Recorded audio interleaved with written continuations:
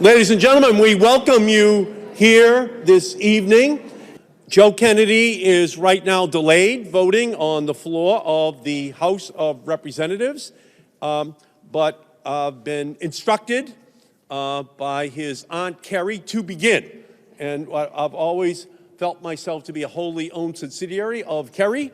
I think it's this impeccable judgment which I am going to follow right now.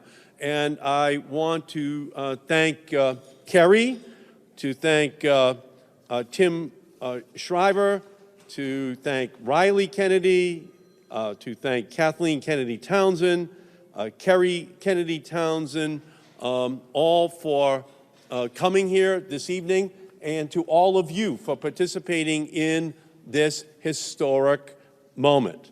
I've said many times in my career that I was inspired by the Kennedy brothers to be interested in politics. And so this evening, on the 50th anniversary of Robert F. Kennedy announcing for the presidency in this room, as did his brother Jack, as did his brother Ted, it is an incredible moment in time to remember. It was for me, and it was for anyone in this room who was alive at that time. They inspired a generation of Americans. They helped to lift our gaze to the constellation of possibilities for ourselves, for our country, and for the world. And that inspiration continues to live on even today. And that dawning of a bright, better future lifted up the spirit of an entire nation. It gave us hope, it gave us reassurance, and it gave one boy in Malden a dream. But it turns out the same thing happened not just for Irish boys in Massachusetts, but for everyone of every nationality in our country and the planet. It helped to inspire them as well. And I am honored to be here to kick off this incredible celebration because he was one of the greatest public servants this nation has ever known, as senator, as attorney general, and as presidential candidate. He was a true liberal before liberal became a bad word. And he was one of America's greatest forces for justice, for equality, and for freedom. It has been a half a century since his announcement, and in that time, we have missed his idealism. We have missed his strength. We have missed his tenacity. This time that has passed illuminates how much of a trailblazer that he was. I have no doubt that he would have looked out at the National Mall today with the thousands of young people exercising their right to protest for safer schools, and he would have marched with them.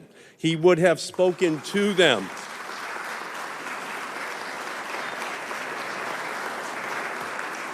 He would have spoken to them about his support for gun control and his belief that, quote, in his own words, that for too long we dealt with these deadly weapons as if they were harmless toys. He would have told them to embrace their fellow students because their movement is stronger when it includes everyone, white and black and brown and yellow, red, male, female, urban, rural, rich and poor, and old and young.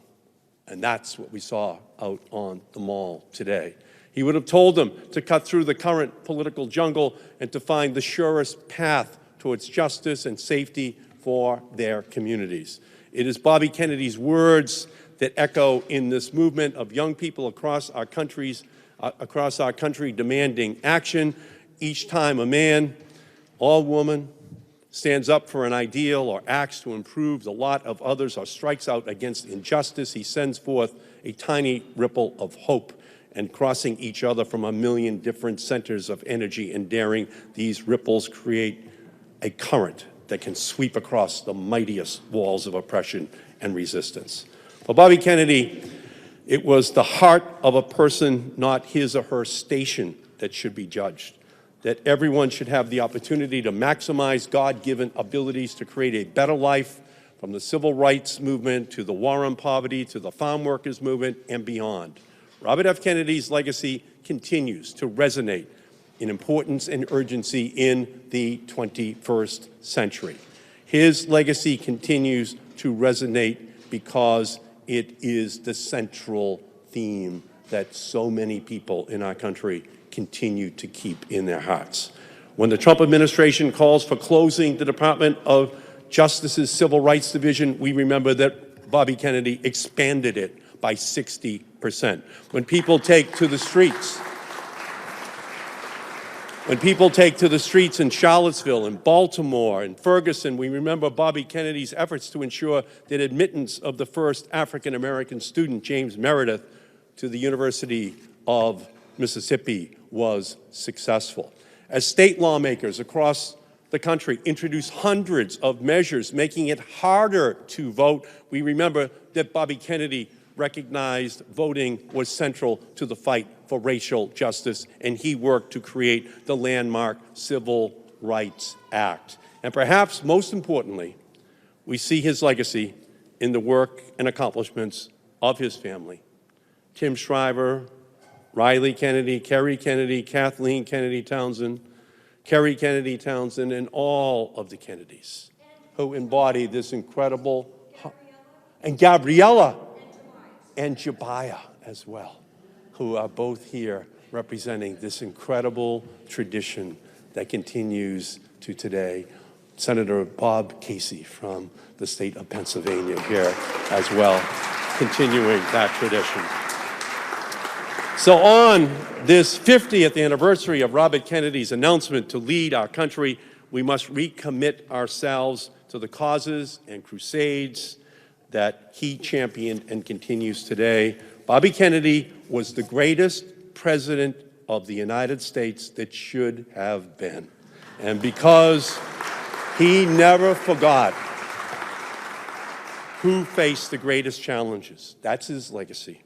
And it is one that we are called on every day to live up to guide not just my work, but all of our work every day here in the Senate, but every person in our country. And I know that everyone in this room shares that feeling.